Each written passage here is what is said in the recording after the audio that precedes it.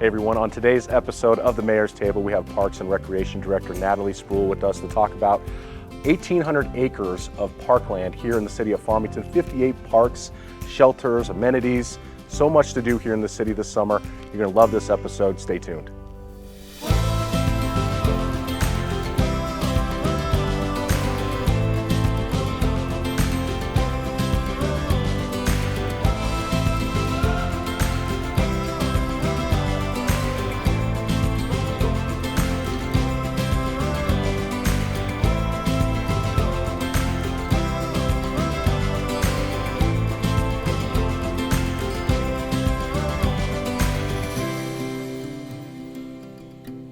Everyone, welcome to the Mayor's Table. On today's episode, we're going to be talking about summertime fun here in the city of Farmington. And with me to have this great discussion, it's always a lively discussion with you, Natalie. Natalie Spruell, our Parks and Recreation Director. Thanks for joining us. You're welcome. Happy to be here. Yeah, we're at Lyons Wilderness Park, and I found this to be fitting, so thank you and our producers and everybody for picking this place because it's one of my favorite places to come. It has a fantastic walking track that goes all the way around this. 2 laps is like 3 miles, so it makes for an easy way to get out and get some exercise right here in the middle of town. Yeah, and there's something for everyone in many of our parks, but this one in particular, we have many park shelters, so you can grab your lunch and bring it out to this beautiful park with beautiful views of our community.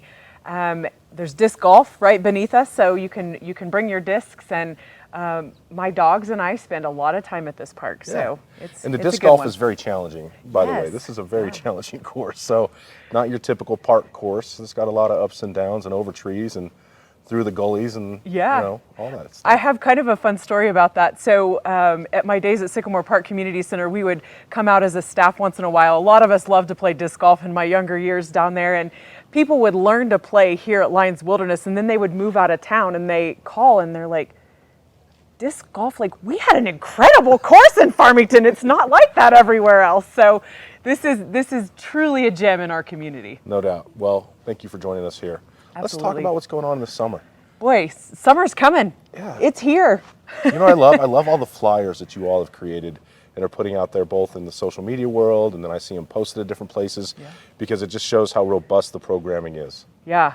Well, summer's coming, and I think most kids and families equate water to summer, and we are in serious need of lifeguards. So if you are 15 years of age or older and watching this, come see us if you are even remotely interested in being involved in our aquatic division. Like I said, we've got a shallow water guard class, which we can guard Bisti Bay with all shallow water lifeguards. Okay. So if the depth of the water in the pre-test kind of gets you a little worried about it, don't worry about it. Just come. Take the pre-test, we'll take it from there and make sure we place you in the appropriate spot. But and really, when you talk about aquatics, that's something that we spend a lot of time and money expanding here in the city. Lake Farmington, of course, being location of the beach, and the Aqua Park, which will be out this year.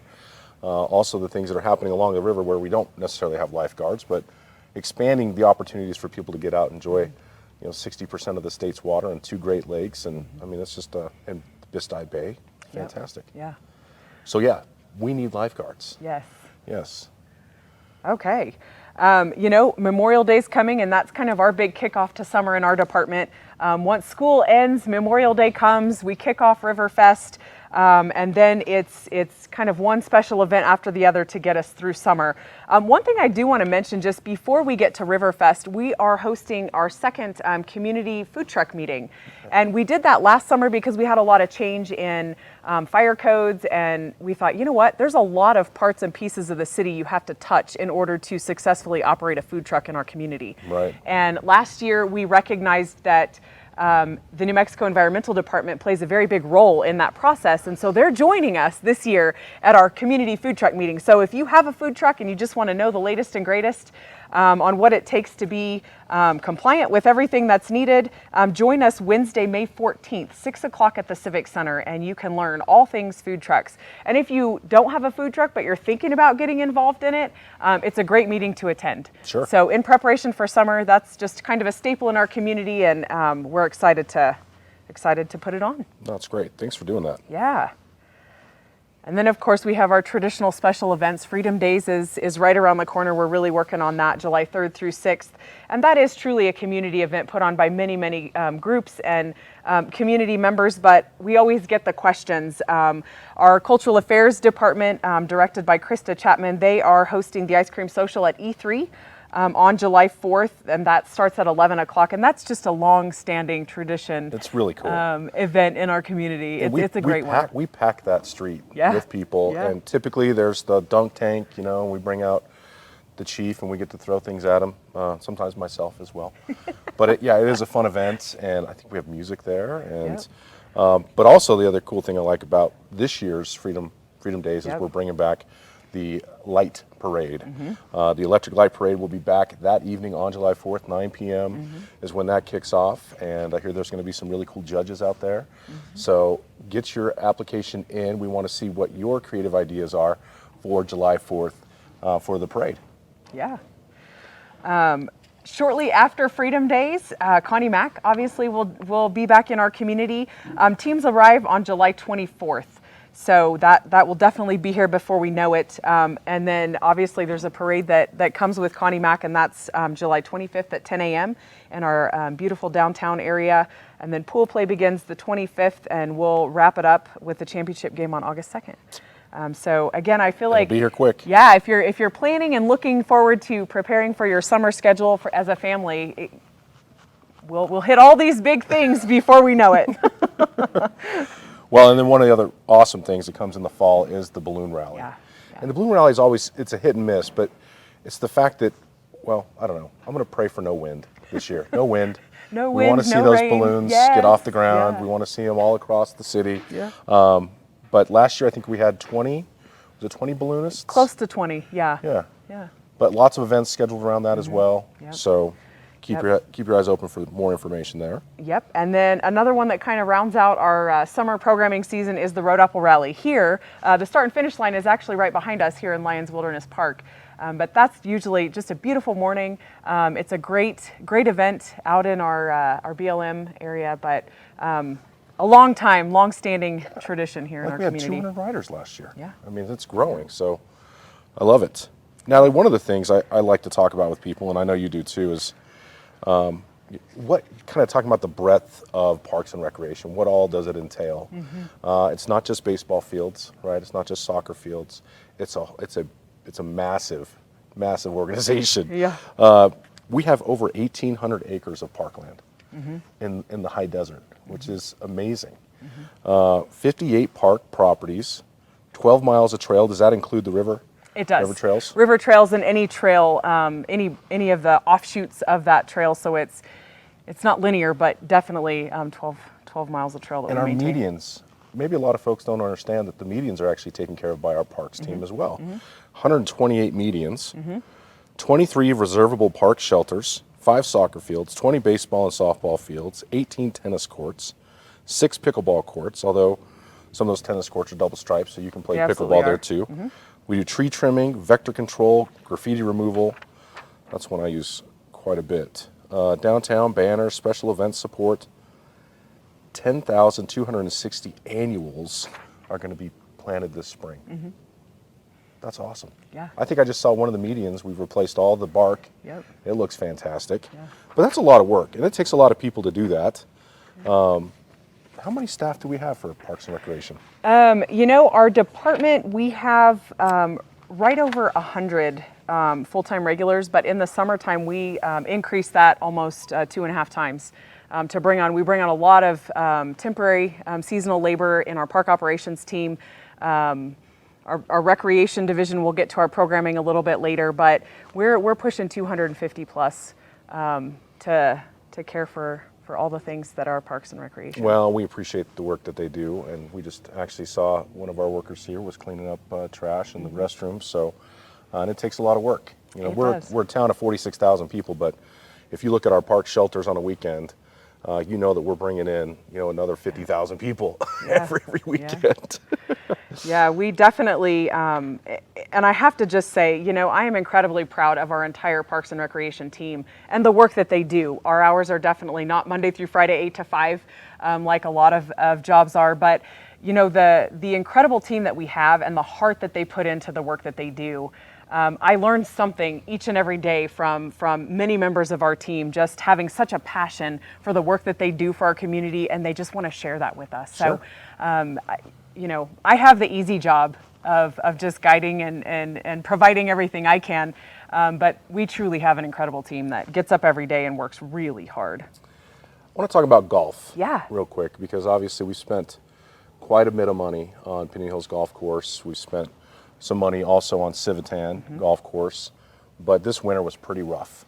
So we're trying to mitigate some of the damage that was caused by having basically year-round golf, and talk a little bit about what's going on out there. Yeah, so we're just coming, again, we're ramping up for spring and summer like we are in a lot of our divisions, but in golf in particular, for you faithful golfers out there, we appreciate you working with us. We have been closed a couple of days throughout the week just to ensure that we're using the best peak time of the day to provide irrigation. We have watered our turf all winter long, and that's quite the process in itself. So we're coming out of those winter hours, if you will, and we're going back to our regular schedule. So 7 days a week. We're always closed on Monday mornings for just kind of in-depth maintenance in some of our, areas that need a little more attention with no one on the golf course. But we're open dawn to dusk, Monday or 7 days a week. It's the greatest deal in golf, especially at a golf course like Pinion Hills Golf Course. I continue to people will come and be like, "How much did I just pay?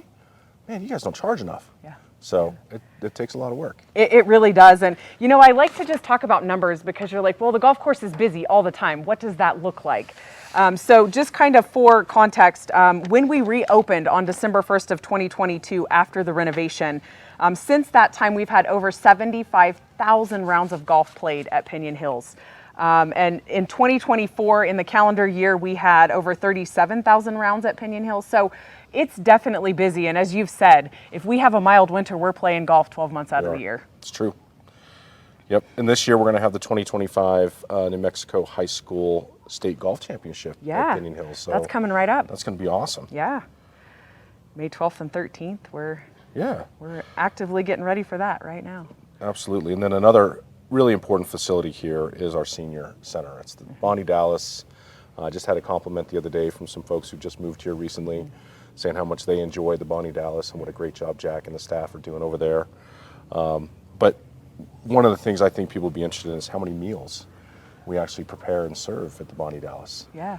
It's over 56,000 a year. Yep. And that's just congregate. So congregate is in-house dining. Okay. We get a lot of state and federal funding through the Title III program to provide this meal service. And again, 56,000 is just in-house dining, and that's Monday through Friday, the lunch meal.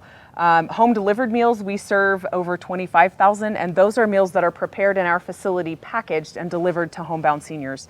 And so if you really think about that, that's over 75,000 meals prepared in a Monday through Friday setting for the noon meal. Right. And so that's such a vital service. If you don't know of that service or you aren't of age, that's a 50+ center. So anything that happens there, if you're 50 years and older, you can definitely take part. And if you're under 50, you can come hang out with some really cool folks because it's a really, really incredible campus. But a very vital service in our community.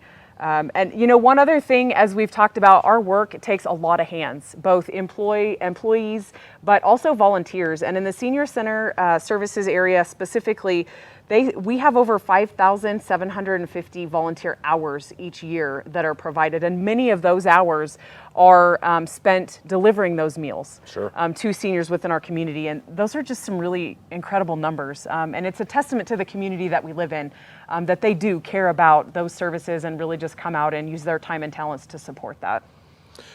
Well, and it's a big facility too. We have a fitness center there. We do a lot of extra activities. I know there's a lot of volunteers who kind of lead different types of activities within the center. And if people were interested in finding out more, where they can get information on the programming happening at Bonnie Dallas, where can they go? You can always check out our website. They have a pretty robust Facebook page that kind of talks about their monthly schedules. You can stop by the Senior Center and pick up one of their monthly newsletters. And then obviously if you're interested in the volunteer program, you can go on the city's website to the Mayor's Volunteer Program and register, and then kind of get funneled to the Senior Center if that's where you choose to spend your time. Yeah. But yeah, definitely get involved there. So the animal shelter is another part of your division. Yeah. Which, it's the new animal shelter, but I think we've had it there now for It's over 14 yep, years. Over 14 years. I think. Is that right? No. 10. 10 years. Yeah, I think it's 10 years. Okay. Yeah. A lot of activity that goes on there. A lot of volunteers also who serve at our animal shelter. What are some interesting things people should know, Natalie? I'm all about numbers this round, and when you really look at it from a numbers perspective, in a calendar year, we serve over 5,000 animals in our shelter, and that's a tremendous number, and it's getting better every day. We want to be considered a 90% live release rate, and we're just ever so close. We always hit mid-80s, but it's just a testament to the work of that team. When we are at full capacity, in terms of the kennels that we have on property, it's about 123 dogs and 123 cats that we can have in-house at one time. And there's a lot of other holding areas, so it's kind of a fluid motion. Once they come in, they'll go through our animal medical division. We have a vet on staff. Yes, I don't know if everybody knows that, but Dr. Warden's incredible. She just does incredible work for us, and that's kind of an unseen back of the house side of things at the animal shelter. Are we in puppy and kitten season right now? It's coming. Yeah? Yep, it's coming. And so in another really incredible program that we have is our animal foster program. Yeah. And so we have right now in our care 275 animals. Not all of those are in the shelter. They're in homes of people that just have a heart to make sure that all of our animals get a forever home. And just kind of for perspective, May through August, we average 300 to 350 puppies and kittens.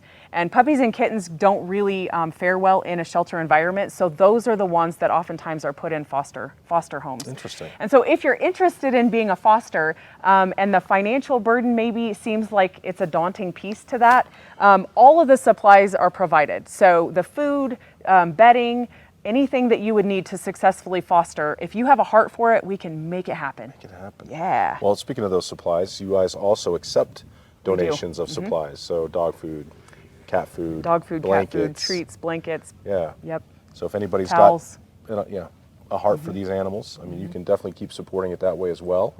Also, we provide opportunities for people to walk dogs. Yes. And you're right there at Animas Park, right on the river. It is a beautiful place to take the dogs out for a little bit of exercise. And so, again, another volunteer opportunity. Yeah, and one other program I have to just mention is our Doggy Day Out program. A lot of people, you hear that they live in a rental or they live in a place or their life just at this time isn't conducive to having their own animal.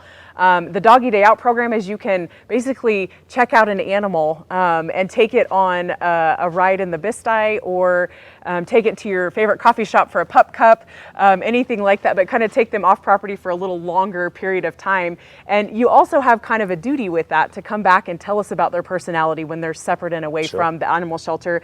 And, just kind of holistically talking about the animal shelter and all the services we provide there. Again, another really incredible team in our department, but the intentionality that they put into really pulling the best out of all of these animals.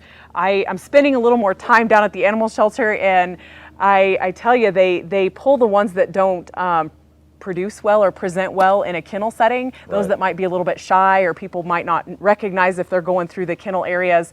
They bring those shy guys into the office area and kind of get them more oriented or more socially ready to go to get to their forever home. But just, again, an incredible team. The work that they do to really invest in each and every animal is just second to none. Awesome. Yeah. Farmington Clean and Beautiful. Yeah. It's another great division, great mission. Something I'm very passionate about, keeping the city, clean, and the volunteer opportunities that revolve around that. We have a lot of organizations, a lot of churches who come out and help us with Farmington Clean and Beautiful.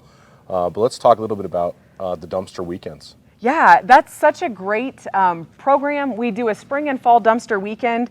And again, just to kind of talk about, that's a super busy 2 days down at Berg Park in the parking lot. And again, a testament to our Clean and Beautiful team, our park operations team. This spring, just in this spring alone, we had 1,400 vehicles pass through with some form of trash to get rid of over that 2-day period. Over 129 tons of mixed and yard waste. Wow. That's a lot.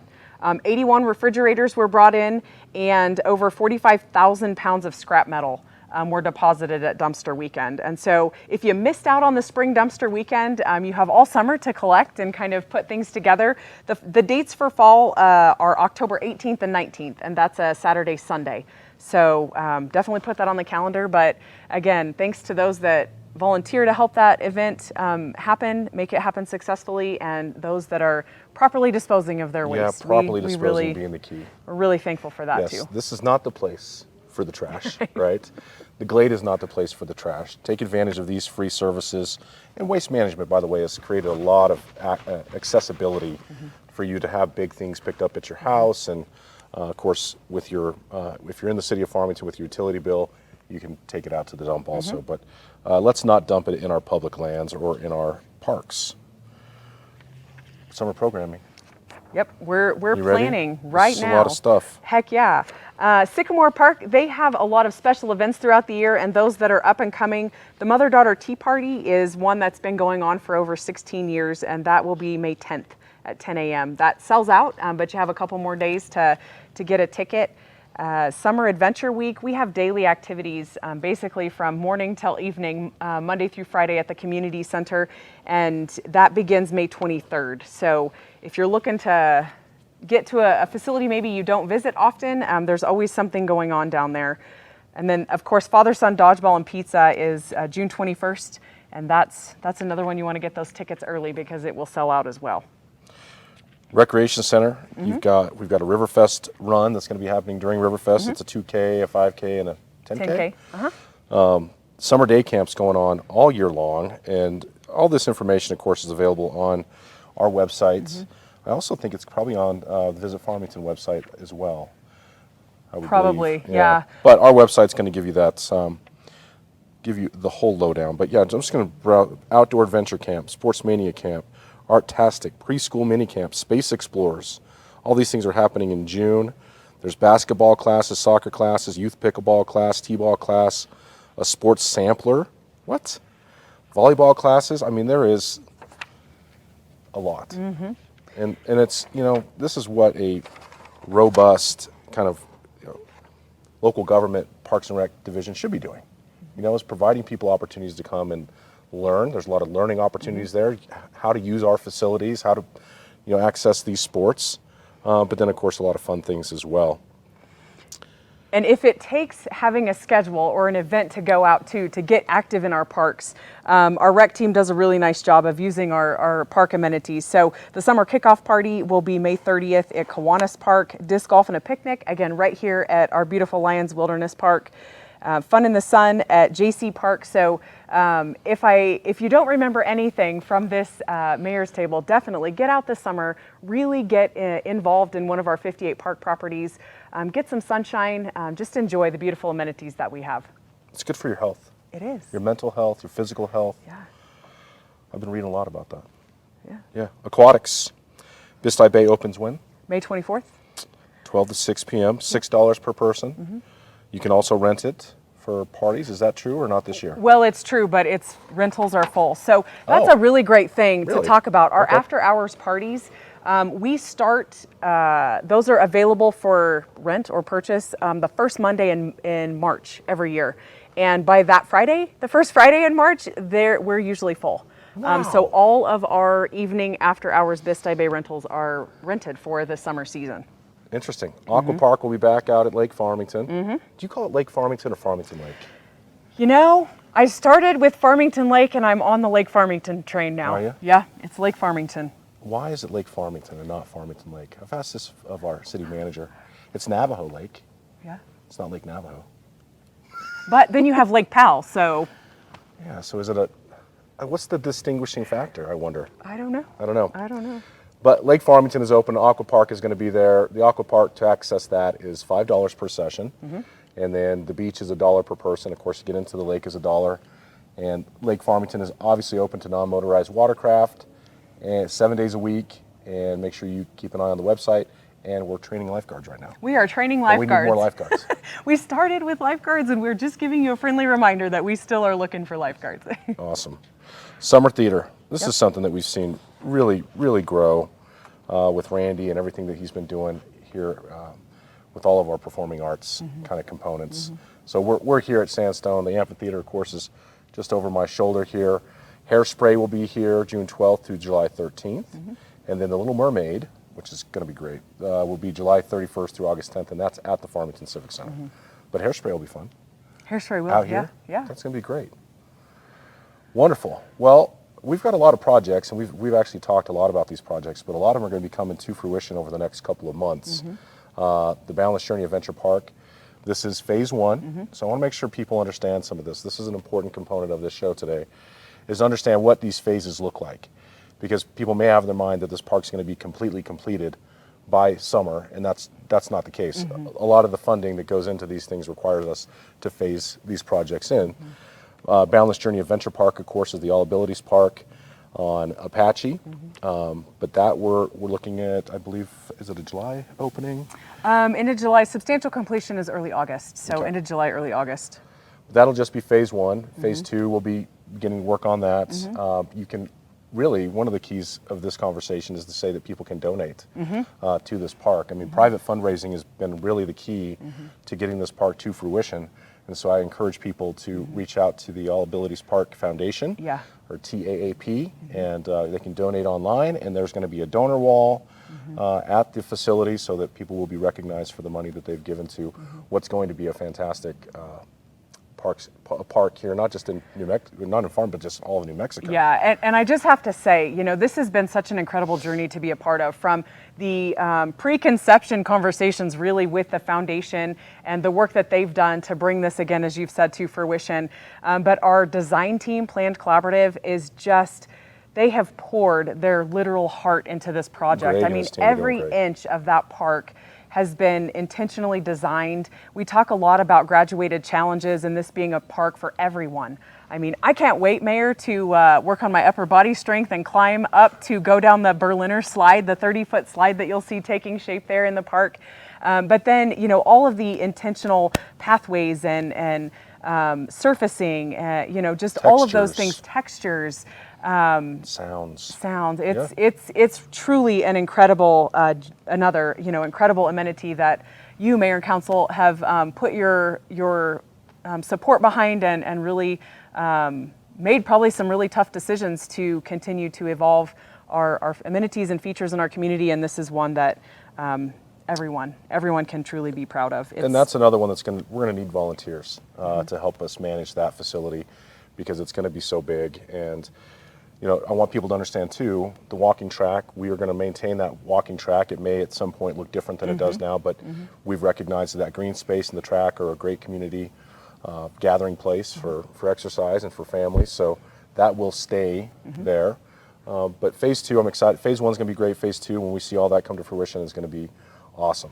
Also happening right now on the Animas River behind the museum is the North Farmington Ditch Whitewater Wave feature. That's going to be early June, it looks like. I'm not sure exactly when we'll start having people go out there, but I would imagine as soon as it's working, there will be people there. This is going to be a really amazing project, and I think it's probably bigger than we actually even have thought about.